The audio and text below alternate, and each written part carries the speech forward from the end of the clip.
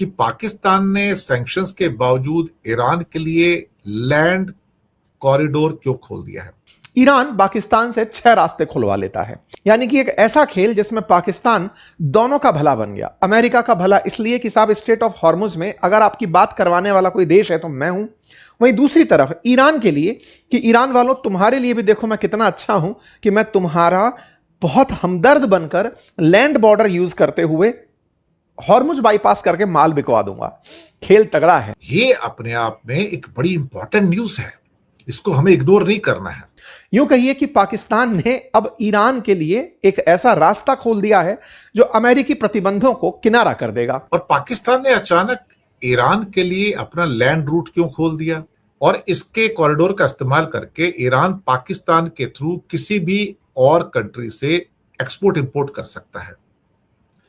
आसान भाषा में यह समझिए कि अमेरिका ने ईरान के लिए स्ट्रेट ऑफ हॉर्मुज बंद कर दिया था कि तुम्हें इस रास्ते से नहीं जाने देंगे। कोई बात नहीं, अमेरिका ने ब्लॉकेड खड़े कर दिए कि तुम वहां खड़े रहो, हम यहां खड़े रहेंगे।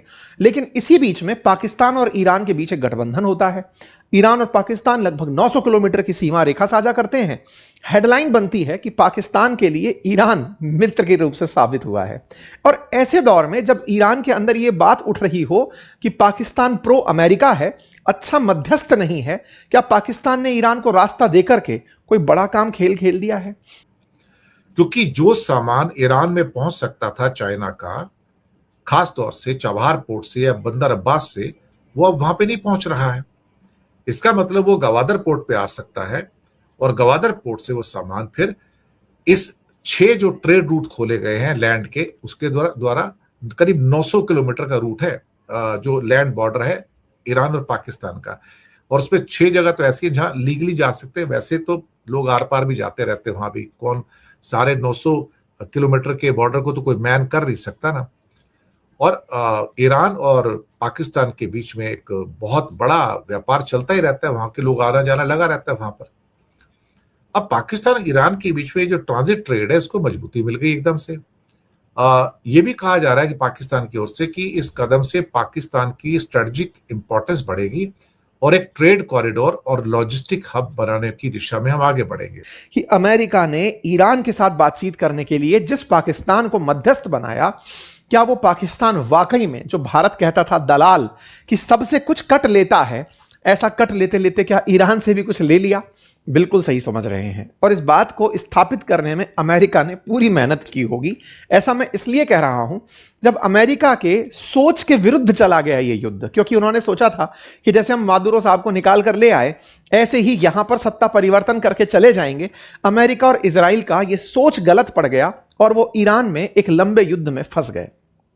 जब फंसे, अब फरवरी का शुरू हुआ युद्ध जब मार्च में पहुंचा, तो 1 महीना बीतने के करीब उनको यह एहसास हुआ अमेरिकियों को कि अब हमें बातचीत करने के लिए कोई आदमी चाहिए, हमने लीडरशिप तो खत्म कर दी है। वहां पर उदय होता है पाकिस्तान का। अमेरिका पाकिस्तान में विश्वास दिखाता है। ट्रंप शहबाज शरीफ पर विश्वास दिखाते हैं कि ठीक है भाई, एक काम करो, आप ही बातचीत करवाओ। और इसी के तहत शुरू होती है इस्लामाबाद वार्ता। 11-12 अप्रैल को इसी महीने अब पाकिस्तान की राजधानी इस्लामाबाद में अमेरिकी डेलीगेशन और ईरानी डेलीगेशन इस्लामाबाद पहुंचते हैं। जेडी वेंस भी आते हैं, गालिबाफ भी आते हैं, विदेश मंत्री जो है वो भी आते हैं। इनकी मुलाकात होती है और इस पूरी मुलाकात का सहारा होता है कि दोनों के बीच समझौता कराया जाए। इस पूरी मामले में पाकिस्तान अपने आप को जियोपॉलिटिकल स्टेज में एक सही जगह सेट करने में कामयाब होता है कि अमेरिका को भी उम्मीद है तो पाकिस्तान से और ईरान को भी उम्मीद है तो पाकिस्तान से। हालांकि पहली बार में यह बातचीत बनी नहीं, यह वार्ता विफल रही। ईरान के साथ वार्ता विफल रही, लेकिन उम्मीदें कायम रही। अमेरिका और ईरान दोनों ही पाकिस्तान से उम्मीद लगाए रहे। इतनी उम्मीद कि पाकिस्तान में बीते दिनों, अभी 1 दिन पहले ही, ईरान के विदेश मंत्री की 2-2 बार यात्रा हो जाती। पाकिस्तान लाइव के मुअज़्ज़िज़ नाज़रीन, अस्सलामु अलैकुम। पाकिस्तान ने एक और बड़ी सिफारती और मुआशी चाल चल दी है। ऐसी चाल जिसने खित्ते की ताकतों को हैरान कर दिया और भारतीय मीडिया को एक बार फिर शदीद परेशानी में मुब्तला कर दिया।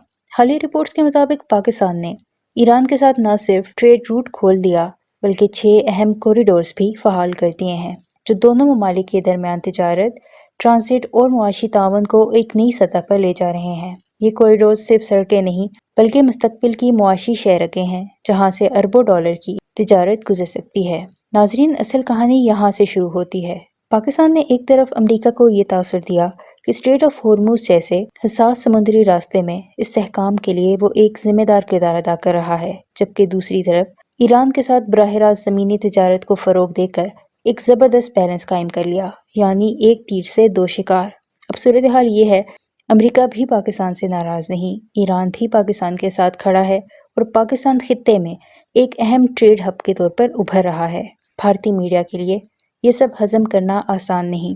भारतीय चैनल्स पर बैठे एनालिस्ट खुलकर कह रहे हैं कि पाकिस्तान ने एक स्ट्रेटेजिक मास्टर स्ट्रोक खेल दिया है।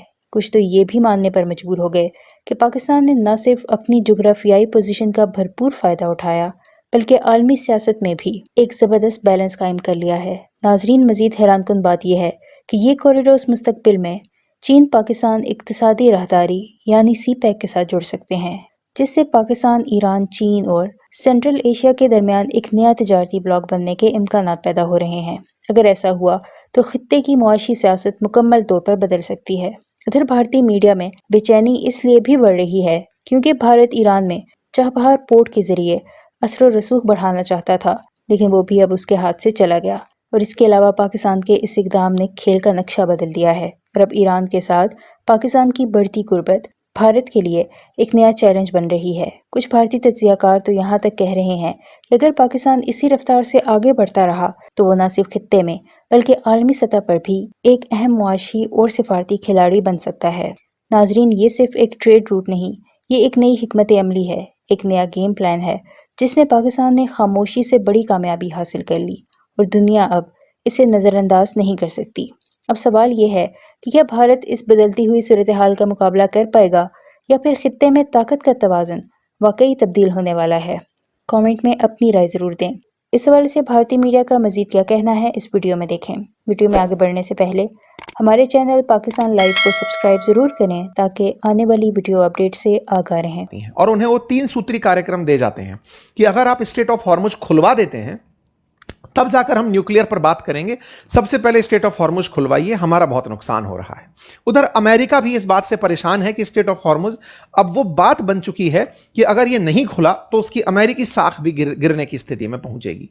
इन सब के बीच में इन सबसे बात करता हुआ पाकिस्तान अपने लिए एक रास्ता निकाल ले जाता है। आप सोचिए कि ईरान ने अभी कुछ दिन पहले जब पाकिस्तान की यात्रा की थी दोबारा दूसरी बार के लिए, तब अमेरिका की तरफ से रिप्रेजेंटेटिव आ रहे थे। लास्ट मोमेंट पर उनका आना कैंसिल हुआ। ट्रंप ने उन्हें रास्ते से रोक लिया कि मत जाओ। क्यों मत जाओ? क्योंकि ईरान वाले तुमसे मिलना नहीं चाहते। ईरान वाले अपनी शर्तों के साथ पाकिस्तान आए, अपनी बातें रखी। पाकिस्तान के साथ बातचीत में विदेश मंत्री कहकर गए कि हमें क्या चाहिए, अमेरिका को यह सब बात बता देना। इस बीच में ईरान का विश्वास पाकिस्तान में बना रहे, इसके लिए ईरान वालों ने पाकिस्तान को एक ऑफर टिका दिया कि सुनो, हमारा रास्ता बंद है, तुम्हारी जरूरत लगेगी, हमें तुम्हारा लैंड बॉर्डर यूज करते हुए ट्रांसपोर्ट करना है। भाई साहब, इस बात को पाकिस्तानियों ने अमेरिकियों के सामने रखा या नहीं रखा नहीं पता, लेकिन यह तय है कि ईरान का विश्वास प्राप्त करने के लिए पाकिस्तान एक कदम आगे निकल पड़ा। और ऐसा निकला कि अमेरिकी ट्रस्ट तो है ही है, अब ईरानियन ट्रस्ट भी इनके साथ हो जाएगा। और ईरानियन ट्रस्ट इस बात का कि जिस जनरल को अमेरिका अप्रिशिएट करते रहे, उस जनरल ने पूरी तरह अमेरिकी स्क्रिप्ट फॉलो करते हुए ईरान का साथ दे दिया।